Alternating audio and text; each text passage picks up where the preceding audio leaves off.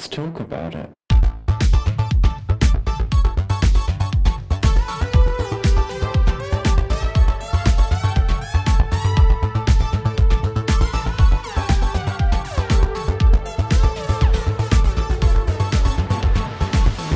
Hello and welcome to another episode of Thicc Radio, the gaming podcast where we talk about gaming and everything in its orbit. I'm James.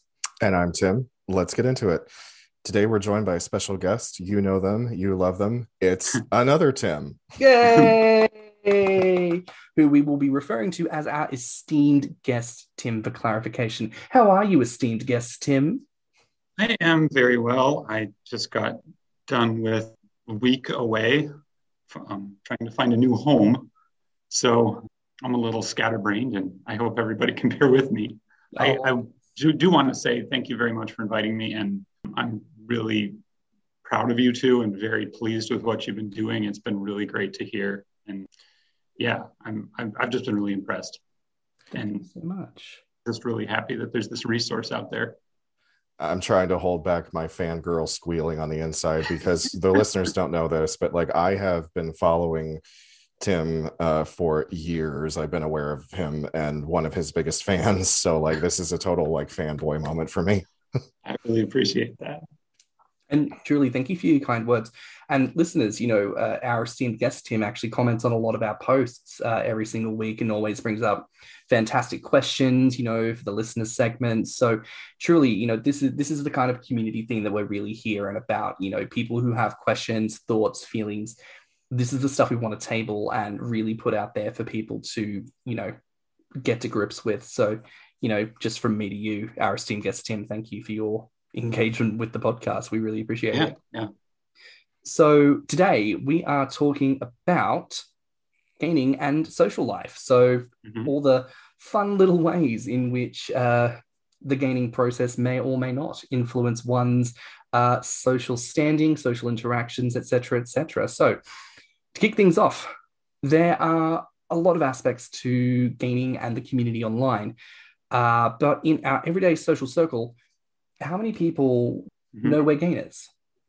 I guess for me, it's very few. I mean, like my social circles are met through like family, through friends, through work. So in terms of civilian life, it's, you know, a kind of a need to know basis, right? Like if you point blank ask me, yeah, I'll tell you the truth. At this point in my life, I don't have anything to lose by just telling the truth. But who asks you that? Like, I'm not ostensibly like huge. I don't have a lot of extra weight. And so I don't like, I pass as civilian, not necessarily as like tiny anymore, but like not as somebody who's obviously gained a lot of weight. And so when it comes down to it, it's really only people in my, you know, intimate circles that know. And I've gotten to the point in my life where if you don't know, you're not in my intimate circle, if that makes sense. Right, because I don't really have any interest in anybody outside of this sphere or this community, I guess. And I used to. I used to try, I guess. I used to think that I was supposed to be interested in that, but I really just don't anymore. So I've moved on. But yeah, like what would you guys say? Like how many people does everybody know? Like, do you tell people? Do you come out and say, this is me? And you know, if unprovokedly, I guess.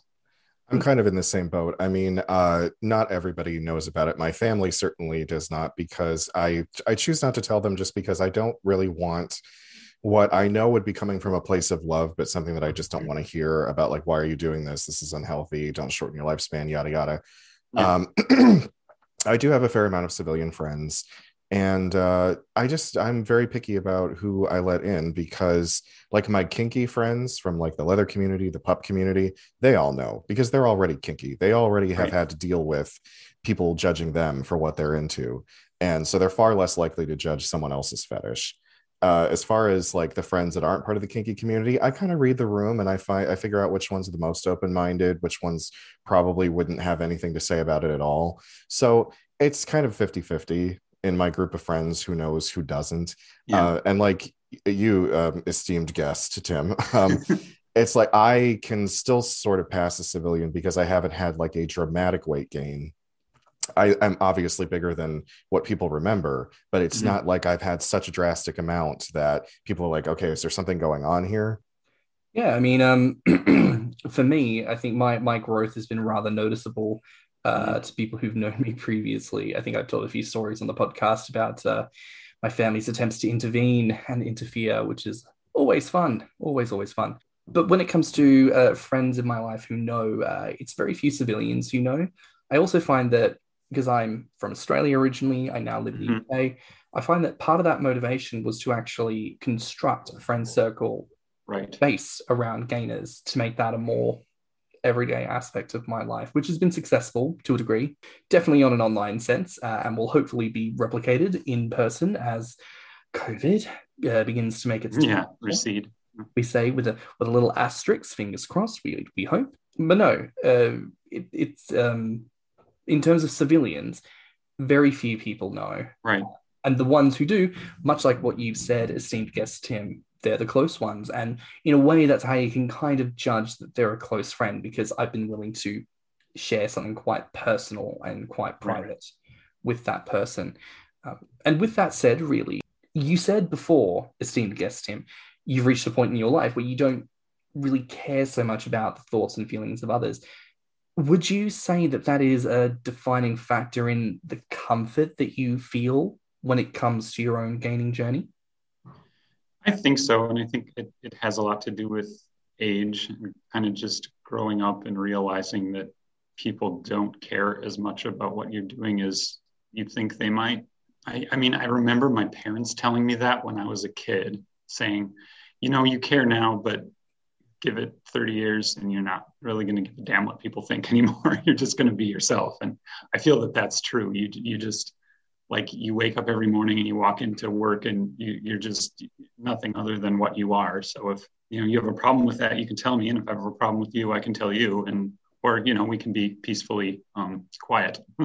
But yeah, I think it has to me, it has a lot to do with age. I think so as well. It's like what I said a few episodes back. I got to a point where I said, you know what, if you don't want to fuck me, then don't fuck me. Yeah. Because somebody's going to want to. So why do I care whether or not you do? Why would I put myself through the emotional and physical torment of trying to live up to your standard? I found for myself that a point I've made to a few people is when I was 100 pounds, hadn't started gaining weight yet, it was a sexual thing for me. I would enjoy it as a fantasy. I would climax. And then after the fact, I would look around at myself and go, if this felt that good as a fantasy, how much better must it feel as a reality? So to me, that's been my motivation for pursuing it, because if this can feel, 7 out of 10 as a fantasy, I imagine it could be a 10 out of 10 in real life. Not everyone follows the same kind of thought process, and maybe I'm just a bit weird doing that.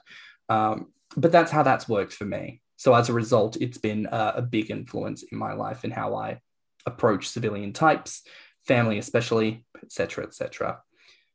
We touched on this a little bit, actually. I'd mentioned part of my motivation to moving to the UK was to create a gainer-specific friend circle. I want to put it out there to the pair of you. Have you both managed to find something of that nature in your local area? Not so much like a group. I've never really been able to connect with, a group of like-minded individuals, but I have met people certainly for the last couple of years, just like to kind of give you the background. I'm married. I've been married for 7 years now, and I've been with the same guy for 16. So, we were monogamous more or less for probably the first 14 years. So like I would meet people, but it was only for coffee or, to just have somebody to talk about this with, because my husband is civilian, his sexual proclivities are very vanilla. Not so much anymore, but like for our first, like probably 5 years or so, it was like, he just wants it a certain way. Right. So like, as I introduced, or I didn't really, it was more like he found out, because from, I was kind of keeping it all secret for a while. And then probably within maybe like the first 2 years, he found a few clues around and said, what is this? And, are you going to leave me? That kind of thing. And I'm like, no, this is just kind of fantasy. whatever. But then he was a little self-conscious because he's overweight and he has like image issues. And he's always struggled with that, and he struggled to lose weight and all of that, and he wants to. And so I haven't like pushed back at that. I haven't like, you got to do your own thing, feel good about yourself. But like, he felt really self-conscious after he found out. He's like, I feel like you just wanted, to be with me because of this. And if I lose this, then what? Right. And it took a while to sort of convince him of the fact that that wasn't the case at all. But, after we talked about it more, subsequent years, I finally started venturing out and meeting up with people for drinks, coffee, talking, just whatever.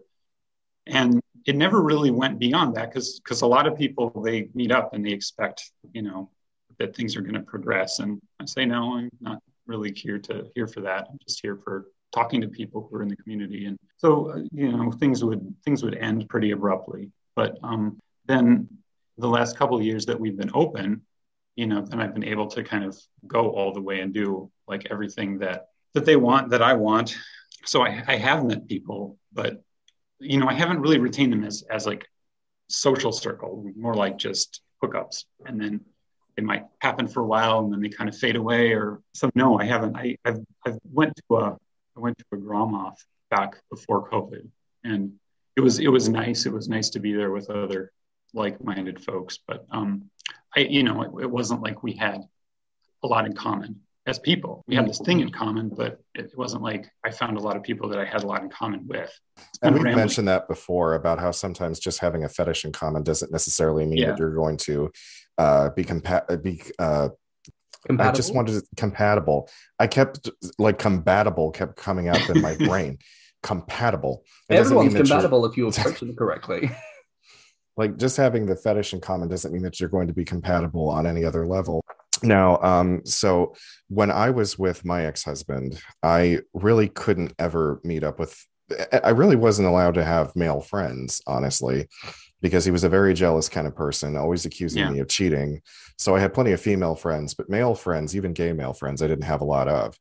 So I leave him, and then friggin' COVID happens right at the time that I want to start building a gainer social circle. Right. And I'm still looking for it, especially like I try to build it here locally. I will say that the gaining scene in Cleveland is pretty much non-existent, but I'm always trying, and I'm reaching out, I'm making friends in other states, even other countries. Mm-hmm. So, and I'm hoping that when Rona has left the building, I can start to organize some social events that people can actually come to, get a sense of community, get to know each other, find out who the person is behind the image on the screen. So I'm ready and raring to do it. I'm just playing the waiting game until, it's finally safe to be in a crowd. I mean, I have been very blessed in terms of some of the friends I've made here in the UK, because I'm based in London. So I'm actually based in one of the largest densely populated areas on the planet, literally. So one would friggin' hope that there was a gainer or two about who wanted to grab a cup of coffee. I think there's also something to be said about, age brackets, because I think people who, because I'm 28, people I find around my age have similar stories to my own, where our understanding of gaining and our desire for gaining is sexual to an extent, but it's also social and platonic to another. So there's more openness and a desire to actually interact with people and try and figure ourselves out a little bit. Sometimes age differences, you get people of different cohorts who have different priorities, expectations, and that's not to stereotype at all, but I think that's just an observable reality, I think, for people of different groups. Esteemed guest Tim, I brought this up a little while ago, and I'm wondering if maybe you feel the same way I do because we're closer in age, about what it was like when we first came onto the gay scene, and how it was kind of the expectation of our generation to do a lot of sleeping around. Do you feel that was the case for us? Like, it was just sort of expected that that's what we did. And so it's kind of weird to see this younger generation of queer individuals who are much more about personal connection and I want to get to know you. I want to have more friends. I want this to be like a family. Whereas where we were like, come on, time's a wasting. It's dick o'clock. We got to get, we got to get to the hookup. We were more defined on behavior than we were on, I guess our own romantic interests or our own platonic interests. So as gay males, that's what you do. If you're not sexual, you're not really gay, are you? That's kind of, and it goes hand in hand with civilian life too. It's like what you desire should be a cookie cutter, and what you look like should mimic that, or as close as you can. Mm-hmm. Whereas, courtesy of gaining, we look less like cookie cut objects and more like someone overfilled the cake pan. Exactly. Which I'm not mad at. We love a gooey center. Sometimes the best version of the cake is that raw cake batter, which I get it. It has raw egg in it, but it still tastes really good. I will have no judgment on my cake eating habits. God damn it. But I think that's also just a reflection of generational allowances. I've told this story before about a straight male hookup that went, thankfully didn't go horribly wrong, but it was humorous and we all laughed because you got to laugh at these things. And I find a lot of people try to unpack that with me and go, I feel so sorry for the woman. That man is deceiving her. He is treating her poorly. And I'm truly sat there going, hold up, sweetheart. You're approaching a gay male with a heterosexual perspective. Your understanding of how this works is the same as a man having an affair, which I appreciate. Maybe there are reflective elements of that, but the man who I was sleeping with would have been married in the 70s or 80s, right? Which means he got married at the time when, if you were found out to be gay in Australia, you were likely going to be killed. And so when you have to layer that back, these things weren't that long ago. Right. People were not allowed to be in open and obvious relationships because that shit would be looked at terribly. There are still businesses out there that can discriminate about these things. There are still judges who will do so. There are doctors who will do so. Like, it is still not perfectly safe and normal for the world to accept us as being openly gay, queer, trans, bi, whatever our labels happen to be. So I always feel like it's very important that we take a step back, reflect on the generations as they have been, why things might have been the way they were, because we all love a bit of cock, but I'm pretty sure as a community we didn't all just sit down together and go, abandon all sense of humanity for a bit of cock. Yes, everyone on 3, 1, 2, 3, vote. All unanimous vote. Brilliant. God, that sounds like closing time at the bar. It's like, okay, the ugly lights are on. It's time to go find a dark corner somewhere. Waiting outside for them to sort of shuffle past and thinking, God, you're going to snatch whichever one looks the most suitable after a point. But, and we giggle and we laugh and we talk about these things because it's important. But I think reflecting on the past and reflecting on how privileged we are to be in the time that we are. Right. To be able to be in open, honest, queer relationships, to have the option, the freedom, and the comfort. And living in a large city certainly helps too. When you're, I mean, I feel like we're sort of mimicking the differential that people in the generation previous to mine grew up in, just the gay and lesbian world. If you were in the city, you were almost like, you had a social life, you had a social circle in like 70s and 80s, I'm thinking.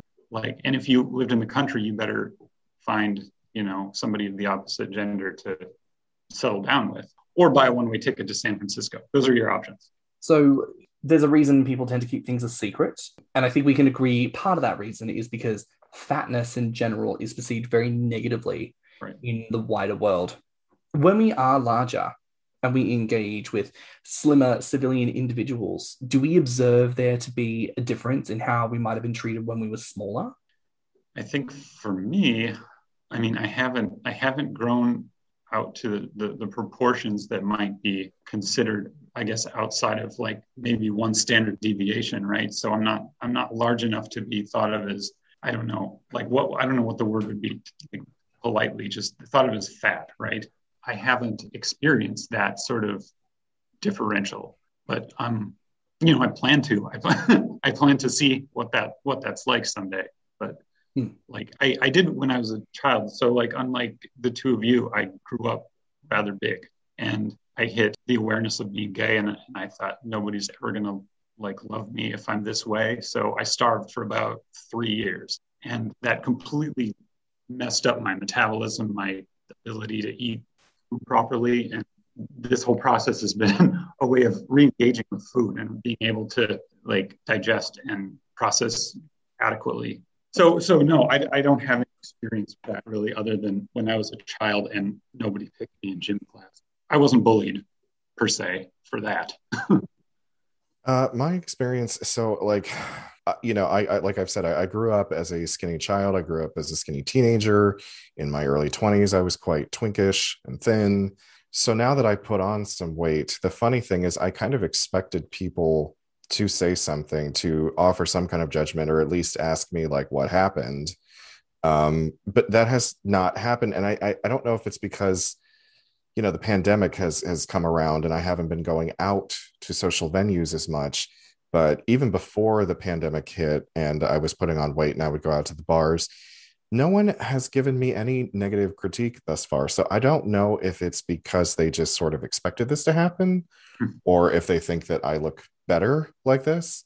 I don't really know, but I have yet to actually be criticized by anyone I know for it. My ex-husband hasn't seen me since like the significant gain. I have a feeling he would say something because he's that kind of person. But beyond that, no one else has said anything. There's also the invisibility of age too, where you That's get true. to a certain age and people stop seeing you in that light and start kind of looking at you as neutral human, rather than a sexual being. Yeah. Yeah. So I have had the word daddy lobbed at me quite a bit. Yeah. Well, I have since I was probably 28. So. So for the rest of this podcast, I shall address you all as Daddy 1 and Daddy 2. And I will take my spankings over the knee later on after the show. Fantastic. Thank you. I've certainly observed a difference in treatment from people, especially in the gay community, less so in the straight world. I think in the straight world, people tend to take you at face value, or at least that's how it's been for me historically, though that might just be the friends that I choose. This may not speak for everyone. My experience has been heterosexuals tend to just sort of leave it be, whereas it's the gays who will let you know very quickly that they don't approve of the changes happening. Right. Especially growing up in Perth, because it's a tiny town. The amount of people on Growler, for instance, because it's about a 2-hour drive north to south, the amount of people on Growler does not change. But, that was where when I was 19, 20, 21, first going out there and having sex before I started gaining, that's where I was going to meet people and receiving a certain type of treatment that I didn't think anything about because that was just how people would treat me in response. And then I started gaining and I found very quickly that that treatment was cut off. The dinners and the dates ceased almost immediately. And then the cunty feedback at the court bar as I'm trying to drink my tequila sunrise was frequent. So I don't know. So how does that affect your self-esteem or your... It was definitely hard at the time because my intention has always been to have a friend circle, to have things platonic. Yeah. In my vision, I don't necessarily see anything wrong with wanting to achieve the kind of lifestyle that maybe either of you Tims have achieved, with the ability to go to a bar and say time's a wasting, need to get that dicking down. To my mind, I would need to have that in a gainer context. I'd need to have that with a chub, and I'd need to have that with someone who appreciates my body in the same type of light. So because of that flavoring, it meant that my sort of approach to sex was very, very different. And when I'm sort of doing what I'm doing in a town where there's only 4 other gainers and they're all in relationships with each other, so I'm just the dumb, the fucking cankle hanging out of the bedsheet going, I'm here, I guess. Like, I don't know. It's it does sort of make you question things. But again, that's why I opted to move. I'm half British because of my mum, very blessed. I was able to move to the UK and relocate here permanently so I can do this. But that's because this was really important to me. It was really important to me to make friends, develop a friend circle that has this understanding of who I am. So as a result, my mental health is the best it's ever been. And I don't know, I feel more complete being here and having that opportunity. Obviously, courtesy of COVID, it's mucked with that somewhat, but that's the hope with lockdowns easing and Miss Rona starting to fuck off out the back door. Hopefully we will see a return of things and my social life can resume once again. But I don't know, I think I've always considered it when people say, oh, you moved to London, that must be such a big decision. That's why it felt kind of easy, because this was important to me and I felt the need to do it. So just putting it out there to listeners, I imagine some of you are growing up or living in places where, you feel isolated, where community and opportunity just don't exist, please do take the time to consider that maybe relocating is not such a bad idea. Right. Take a trip out first. Go to a city, make some friends, see what happens. Throw yourself into it 100%, because that's the only way you're ever going to get anything back. You've got to really put yourself out there. Right. But I think if you have some of that experience, you turn around and you go, that was fantastic, I'd like more of this. I would genuinely suggest having a think and aiming to make that happen, because it's done wonders for me. It may do wonders for you. Now, when we do say to people that we are into bellies, how do we read the room, and how do we know when not to say anything? I think you want to be in sort of a kink-friendly environment, not just a gay-friendly environment, but like a kink-friendly environment. You need to be somewhat sober, not just kind of blathering on about yourself, but sort of have your wits about you and say something simple like, I like fat guys, or I would like to be a fat person. And I think, and leaving it at that, and if they want to ask questions to follow up, then, that's up to them. But you've put it out there, and you can like leave it as a discussion point, and then maybe follow it up later if nobody objects or nobody has anything bad to say about it. I guess that's kind of what I would do. That's kind of a hypothetical, because I haven't really told civilians about it. I guess when I've told intimate partners about it, they've either been kind of like, okay, cool, I'm not into that, so let's not do that, or cool, and they've tried to like facilitate something even though they're not terribly engaged. But don't you love it when they try? Yeah, it's so cute when they try, because it's like they're like, is this right? Is this what you want? Exactly. Is this it? And they almost take the titties and they go like straight man trying to fix a carburetor or some shit. Just like, you need like, honey, stop. No, you need experienced hands. You don't want to have Joe Blow fucking around with titties. You want someone who knows what they're about. Right. I think socially, something that's become rather safe is to say, oh, I like thick guys, the thick with the 2 C's. And like, that's become, since the body positivity movement, that's become a thing to be like, oh, I like my men thick. Right. Dad bods thing. Yeah. And dad bods for the brief vogue that had. Because I think that's sort of dying down now. Yeah. We all kind of got a break when that happened. So you could just say, I'm into thick guys. You could go even further. You could just say, I'm into chubbies. I'm a chubby chaser, because even though that's a little less normal, in terms of like what is expected, it's not quite saying, oh, I'm trying to fatten someone up, or I want to get fat myself. I think most people would not bat an eyelash at being a chubby chaser. Right. But I remember like there was an episode of Cheers when somebody was chasing Norm. And like I was a child, but I remember seeing that, and I'm like, yeah, that's me. Even before I knew anything, right? It's amazing. We have guests on who tend to share these little moments of like when you first kind of figured it out. Yeah. It's amazing how often it happens before it's a sex thing. It happens when you're a child, when you're innocent. It's something there, and it's some part of you that is just unlocked. Right. I mean, fetishes are born in the subconscious, and I think most psychologists who try to dissect fetishes say that it's just something that you're exposed to in your developmental years, and it sticks with you. For me, it's about evolutionary biology, right? Like you have the people who are larger have access to the resources, so you're drawn to them as those who would take care of you. And I mean that's how I look at it. I've got a question for the pair of you. So you've both mentioned previously about attending Grommr and events and or trying to arrange events and things like that. I want to ask, do you feel like the events that you've been to for gayness have fostered a sense of community and connection? I feel like the one that I was at did, because a lot of those people had been meeting in the past, so that many of them knew each other and were many of them friends, right? So they probably met elsewhere in unofficial gatherings, or I think some of them mentioned they went to this bear gathering somewhere else, and so they've known each other for a long time. I think if you can get a group like that going, where people do get along, where they do like each other platonically, where it's, I guess you have certain boundaries. I don't know, but like just so things don't go too far, so you make it awkward, right? if that's a thing that would make it awkward. Like if you're really permissive and way out there, then maybe it wouldn't make it awkward. I don't know, but like if you can get something like that going where you get along with everybody, it can be a great thing. Because what I saw was great. It wasn't like something it wasn't a group that I had to be a part of. I think it can definitely do that. Yeah. So the very first Grommr that I went to, it was a little bit boring just because I mentioned how I had built up an expectation in my head and it didn't really pan out because, first opportunity to be around a bunch of gainers, I kind of thought, ooh, fat orgy, but that's not what it turned into. And that may not be what everybody wants to get out of it anyway.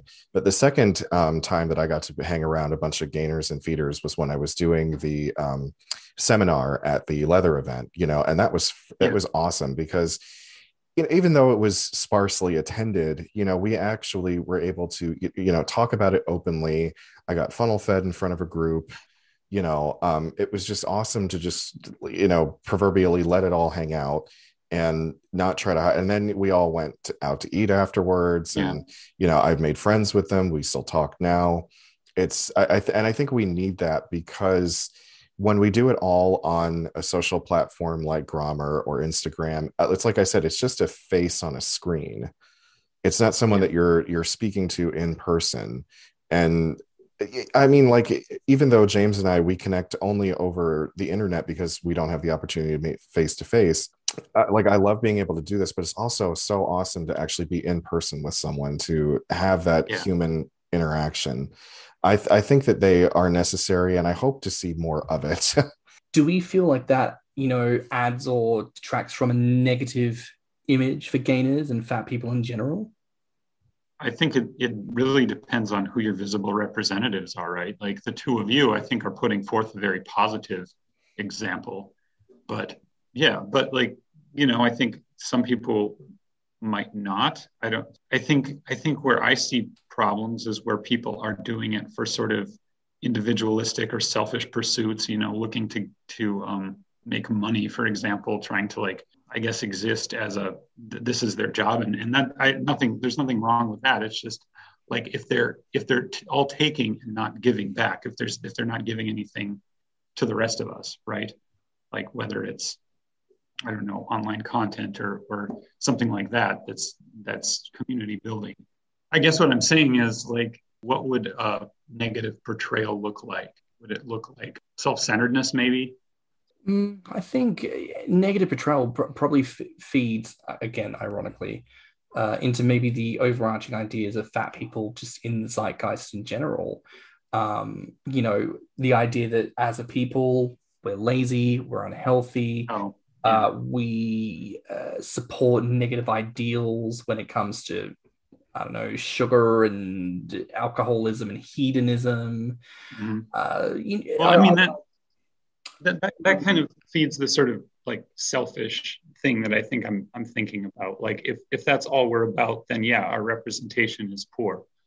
But if there are people like you guys who are trying to facilitate a community, or at least try to make a better online group for us to connect with, then that's good. So we need more of this and less, and I'm guilty of this too, just random exhibitionism for no reason, I think that when it comes to, like, what you said about negative representation, it's like, so, there's always a controversy in the community when, say, an article is published about our community that's only from one perspective, and someone who, does this interview saying, oh, I'm a trailblazer and I'm going to, break this open for for the whole world, and everyone's going to see what we're about, yada, yada. But it only really talks about themselves.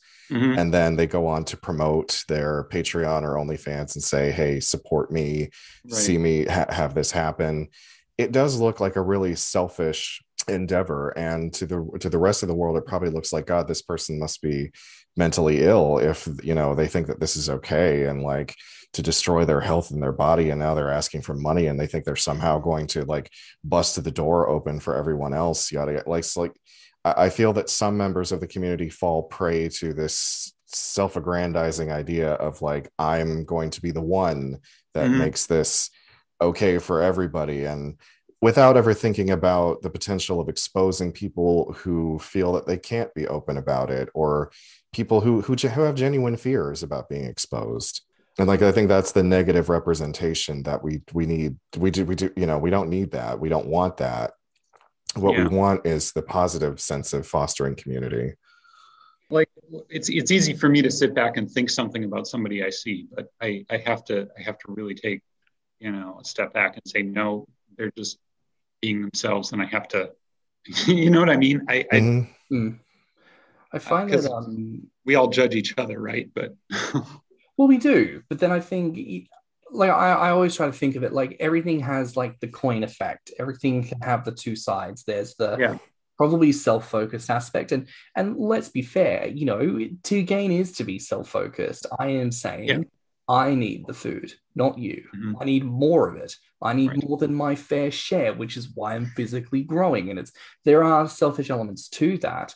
But I think when it comes to community, it's a question of, how do we showcase the good that gaining does? Because how do I explain to someone that getting fat has made my mental health more stable? Because according to the rest of the world, that's the opposite effect it should be happening. But it's not. Right. I find that the community moment that I come back to is, in a sense, the hedonism that I enjoy, which is when you stress and struggle at the gym and you are bullying yourself for this, isn't it just nice to just sit down with a donut and say, fuck? Like, isn't it nice? And isn't it nice to be the body-shaped person where when your fit friends look at you, they think to themselves, oh, we're not going to bother because they're a fatty. We're going to enjoy that donut and we will take ourselves to the gym to do what we must do. Like, I look at that like that's a celebration because I'm not bullying my body in the way that I have to. So I think that it's the two sides of the coin. And yes, when it comes to ourselves, we've got to be selfish. We've got to be self-focused, thinking about our own selves and our own enterprise. But when it comes to the community and putting things out there to other people, I often think maybe that's something else we can do, is to share more of, I don't know, the grand scheme, the sort of cultural, the Bob Ross architectural landscape of what it means to be a gainer. That's more of what I personally want. That's a very hard job, and I'm glad you're doing it. You've just put an image of my head when you said Bob Ross, and it's like, I'm like, and now we're going to paint a happy little belly here. Isn't that one happy little belly? Now, what I like to, I've never actually seen Bob Ross. I just know that he's like, what do you guys call it? Xanax. He's like human Xanax. Yeah. He's kind of like, I mean, he was a hippie, right? I mean, I'm not wrong in thinking, okay, so he was probably the most stoned painter that ever was broadcast on television. Beautiful art from what I've seen. But to kind of put it out there, because we're speaking a little bit now about the online stuff, do we think with gaining being more and more online, and whether it's by articles or by other things, it's becoming more and more discovered by civilian types, is this going to be more of an eye-opener and something that will help make our non-fetish friends more accepting? Yeah, I think that's the way it worked with the gay community, right? Like, they saw it more in the media, especially in the 90s when Hollywood started taking it up as a cause, right? Like, we saw things in every household. We saw gay and lesbian people functioning as successful adults, right? So I think it's the same way for us, and we have to work as hard as we can to portray ourselves positively, so that they see that it gets into their head, and the next time their friend says, "Hey, I kind of like that," they're not going to shun them or even put them down. They'll just say, "Okay, cool," I'm hoping it does that, as well as also possibly, I mean, I don't want to say the word recruit because that's kind of problematic, but, in a way, it hopefully opens up some minds to like, hey, I never considered that before. And crap, I'm kind of into this too. That happened to me with the pup community. I had not been exposed until I went to a leather event and saw human puppies. And I'm like, oh shit, I could get into this. It opened up a whole new world for me. I'm hoping it will do the same. I don't know if we're ever going to actually get mainstream acceptance just because of the battle between gainers and the health industry. Right. So, because that's something that it's just the health industry is just such a megalomaniac. Mhm. And it's damn near impossible to fight, but I'm hoping that we can at least reach a level of respect where they're like aware of us, but they're not going to fuck with us. I think it'll come in time. I think body positivity is really making waves. And I think the longer things are out there, the more the people seem to really grasp the idea. Like the conflation of health, or I should say fat and being unhealthy, a lot more people are open to understanding that that's not the case. So I think as time goes on, there will be more acceptance. Things will get easier. It's impossible to see where we're going to get plotted on the map. But one thing we can be certain of is that if capitalism can try to figure out a way to market to us, it will endeavor to do so. Because I couldn't tell you if I've ever been to a Pride event that wasn't just smattered with non-queer businesses covered in pride rainbows as if they had a fucking clue. So maybe that flag behind regular Tim's head, maybe that'll be brandished on the back of a McDonald's chips packet at some point. So here's a question that's less about gaming and more just in general. With everything that's happening, COVID and forcing people to interact online, I mean, we're recording this over Zoom, yes, because that's just how we're doing this. But, everyone's kind of had to been forced into Zoom calls for work and to speak with family for the past year. Do we think that that's going to have an impact on how we feel comfortable in interacting in a crowd and interacting in person? I think it'll probably be good because I think there's a lot, like I can know about the two of you seeing you speaking and interacting. And so now like pretend that suddenly you're here, like outside the door. I wouldn't have any problem just like, okay, let's just take this live. Let's go outside and talk. But if we're just random people on Grindr, who don't have a face that you're chatting with, like, I don't want to meet up with this person. I don't know what they're like. I don't know anything. So I think having these more sophisticated types of interactions with people is helpful to sort of facilitate that transition from online to reality. I think that, like esteemed guest Tim was saying, it's a good thing, but I also kind of wonder if this pandemic goes on and on and on, and let's say like 5 years down the road is when we finally get to a point where we can return to a state of normalcy, the generation that's being born and growing up right now, so let's say from like 3 to 5, this is going to be like their first memories of interacting with other people. They won't have the play dates. They won't have going to school every single day as a point of reference.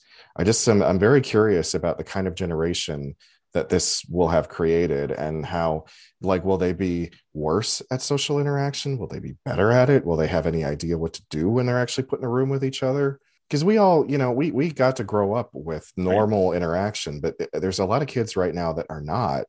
So I'm very fascinated to see down the line the research that's done on that. It's interesting because I have nephews that are 13 and 11, and they've grown up online. And it's interesting to me because they are way more social than I ever was. And they're way more interactive with adults and children, and way more sophisticated. And I think to some extent, I wonder, like, if it's kind of this rapid development that goes on, and they become kind of these little adults at, in their tween years. And I don't know if that's a good thing or a bad thing, but it's just something I've observed. I mean, I even sort of think to the statement, back in the days when public hangings were a real thing, that was cinema for people. Yeah. Bring along the 6-year-old, get him to throw a rock at his face as he bloats, that shit was funny to people. Like, I think culturally we have different ideas about what is appropriate versus inappropriate. And I think the school of study and research into these kinds of things is so new that it's easy for us to say, oh yeah, kids are stuck in front of the screens now. We don't think that's going to be good for their, brain development or whatever. But is it? I don't know. Yeah. I think a lot of us profess that, we have days and moments when you just cannot be fucked with social interaction. So I much prefer a little Facebook message, a little email, a little something. And when I'm feeling a little bit jovial, maybe I'll send you a voice message, just to really throw the mix in there. It's just weird to me to be in a world where, I remember a time when you were not instantaneously available. Like, you couldn't just contact somebody when you wanted to. There were times of day where you could get a hold of someone. And now we are all available 24 hours a day, 7 days a week, 365. And it's to have seen that happen within my lifetime, going from the one phone in the house with the 2 mile long phone cord to the first cordless phone, to dial-up internet, to Wi-Fi, to everyone carrying around a computer with them everywhere they go. It's just a bizarre thing to, and sometimes I just wonder where it's all going. Now, before we actually wrap up this episode, we have a listener question, and esteemed guest Tim, I think you might have been the person who submitted the listener question. Oh, was I? I think you might have been. The question is, can we hope to have a social life again? Yeah, I think where I was going with that is like frustration over COVID and not really being able to connect with people. Can we? I think we do. I think we continue to have a social life. Like, I just spent a week driving all over the Dallas-Fort Worth metropolitan area looking at houses. And, we would go in and out of houses and see people. We spent time with the realtor. We met people in rooms. Everybody's got masks on, of course, but I think social interactions are still there. Like, think of AIDS, right? Like, we didn't have to stop having sex when AIDS came along. We just got smart about it and adapted to it. We've gotten past things before. We can get past things again.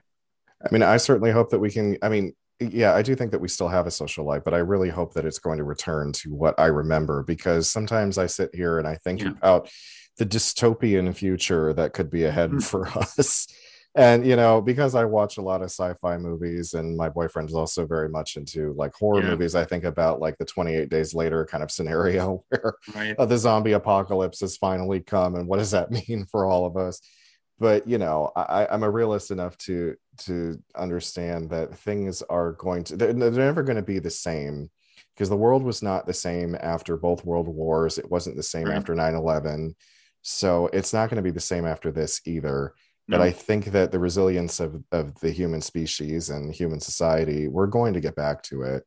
It might take a different form, but I'm looking forward to being able to see James face to face. Hopefully someday you too, esteemed guest Tim, and just being back to enjoying the best life I can live. I think if there is one takeaway that we can all agree from the COVID pandemic, is that we are social creatures. It's just how we are by nature. Whatever degree you enjoy people and whatever flavor you like to enjoy people in, we are keyed and coded for that reality. So people are going to people are going to persist, people are going to be social, people are going to find ways, people are going to make it happen. And maybe it's not going to be us who figures it out, but I just want to be able to give somebody a hug again. I think that's what that comes back to. I miss hugs. Yeah. Like, I've got housemates, I have a partner who I hug, but there's something about the thought of a friend who I haven't seen in forever. Like, I'm going to give them a hug that lasts an uncomfortably long time. And I get the feeling that we're all going to be a little bit like that. We're all just going to be grabby, having a bit of love fest. So that's our hope for the future. And I think that's a nice note to end the episode on. Yes. So before we wrap things up, I want to say thank you, esteemed guest Tim, for thank you so much. Spending some time with us today. Do you have any closing remarks? Anything you'd like to promote? I guess one thing, as gainers, I think we should always be promoting is, whether it's local or national or international hunger efforts, whether you're giving money to World Hunger or you're helping out at a food bank or a soup kitchen or something like that, just to kind of put that foot forward and say, we may be taking more than our fair share, but we are also giving back. There you go, everyone. Food banks, soup kitchens, and World Hunger. Let's eradicate that shit. I don't want hunger for me, and I don't want it for anyone else. So exactly. Take that. But that is it for us here this week on Thicc Radio. As always, you can find me on Grommr and Instagram at stannnum, and Twitter and YouTube at stannnumg. And you can find me on Grommr at Orpheus. You can find me on Instagram and Twitter at thiccymouse. And of course, you can find more of what we've talked about today on Instagram and Patreon at Thicc Radio. But that's all we have time for. So until next time. Bye. Bye. Bye, Fats. Let's talk about it.